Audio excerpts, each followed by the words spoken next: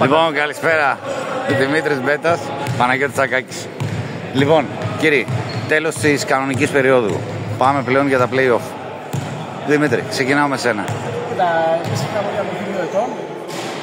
Η ομάδα μας κατάφερε καλή στα play-off. Η ομάδα μας είναι προσωπική δίκαια όπως καταλαβαίνεις.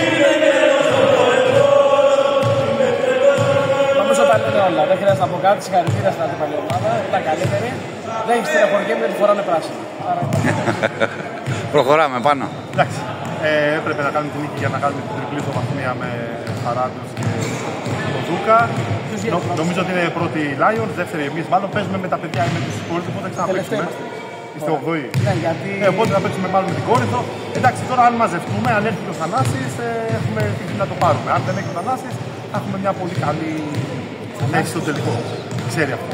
Λοιπόν, εγώ νομίζω ποιος Θανάσης. Όχι ο Βέγκος τουλάχιστον. Σαν σήμερα πέθανε ο Θανάσης ο Βέγκος, οπότε να...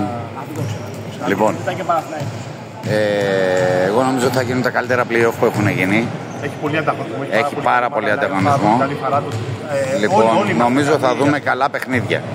Εγώ ο ψηλός εδώ πέρα είναι τα παιδιά πολύ ανταγωνιστικά ομάδα. Θα έρθει, θα γίνει κάτι τελώς. Κοίτα, έλειπε ο Ένωσης, έλειπε ο Φανώτης, έλειπε ο Κεφαλόπουλος, έλειπε ο Αλεξόπουλος, έλειπε ο Κοτορμάκη. Ο Θανάσης 1,5 μήνα. Απροχώρητοι είμαστε, σύνδετοι. Κάθε φορά παρουσιαζόμαστε, αλλά τα παιδιά έχουν μια συνέπεια, μια συνέχεια. Πρέπει να τα αναγνωρίσουμε.